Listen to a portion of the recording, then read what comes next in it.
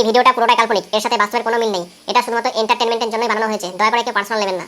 আর হ্যাঁ, হেডফোন এসো, যাও যাও তাড়াতাড়ি। ছেঁড়া চুলের বদলে থালা বাটি গেলাস। ও বৌদি নিবে নাকি? ও বৌদি এধারকে এসো। ও বৌদি দিবে নাকি? ঠিক আছে, গাড়িটা একটু সাইডে লাগাই।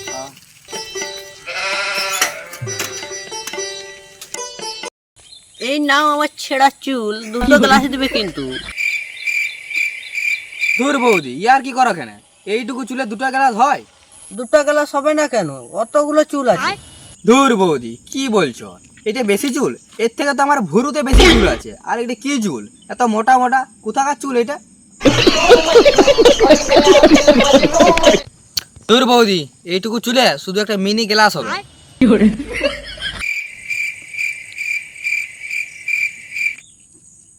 বৌদি কি বলছি শুনো না। কি? একটা চুমা দি দাও, আর তোমাকে আর একটা ছোট বাটি দিয়ে দেবো। বৌদি চুমা দরকার নাই, পালাচ্ছি বৌদি, পালাচ্ছি।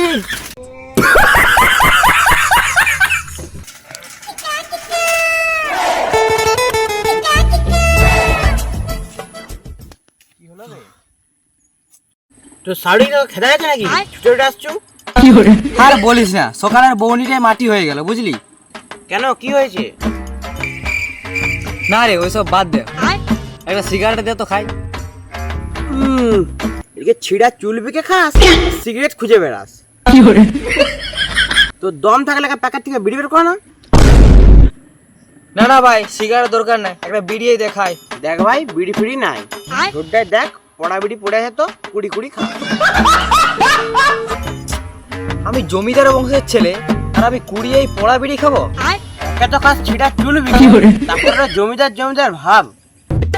শুন তাহলে আমার জমিদার দাদুর গল্প। তখন সালটা ছিল 1950 সাল।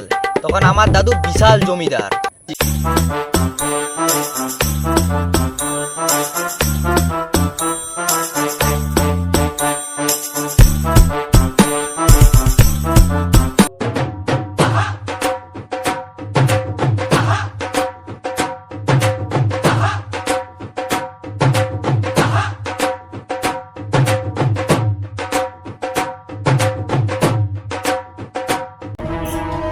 একটা বান্ডিল, আমার তিনটা বান্ডিল।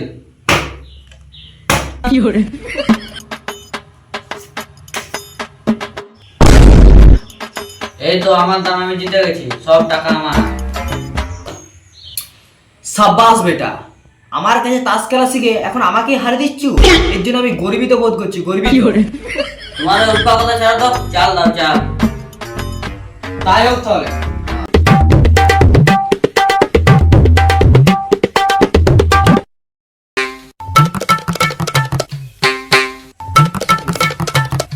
এলে আমার এ দামের 5টা বান্ডিল। আরে এলে আমার 2 বান্ডিল, আর ওই বাঁধপাড় 5 বিঘা জমি। এই যে আমি জিতে গেছি, টাকাও আমার, ওই বাঁধপাড়া 5 বিঘা জমিও আমার। এবারও আমাকে হারিয়ে দিলি? তুই তো আমার থেকে বড় খেলাড়ি হয়ে গেলি। মশাই একটা কথা মনে রাখবেন, বাচ্চা হলেও কিন্তু খরিদ। মশাই অত সব বাদ দিন, এখন দান চালান। এই আমার তো আর টাকা নাই, এরপর আমার জমিগুলো লাগাতে হবে, দেখা যায় কি হয়। ঠিক আছে মশাই, আবার ধান চালাচ্ছি। মশাই এবারও জিতে গেছি, টাকা দেন। টাকা কি বলছো রে? বাঁধ পাড়ে 10 বিঘা জমি তোর, লে। ধুর মশাই, আপনি শুধু জমি জমি করেন, টাকা দেন। কত সব বাদ দেন তো, 10 বিঘা নয় 20 বিঘা জমি আপনার। ঠিক আছে, আজকে আর খেলবো না, একটু কাজ আছে আমার।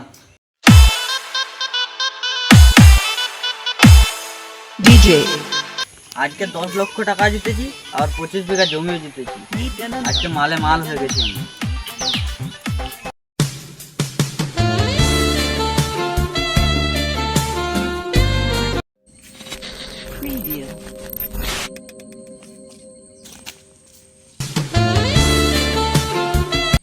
হই, আসো আসো, এইদিকে আসো।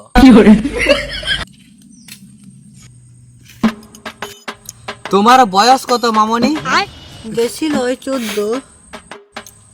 তোমার যৌবন দেখি সব ফুলে ফেপে উঠেছে। কেন, কোথায় ফুলে ফেপে উঠেছে? এমন কথা বলো না মামনি, বুকে কষ্ট হয়। তোমার কিসের কষ্ট হচ্ছে? অত সব বাদ দাও, জাদু দেখবি মামনি? জাদু? হ্যাঁ, তুমি দেখালে অবশ্যই দেখবো। চলো মামনি।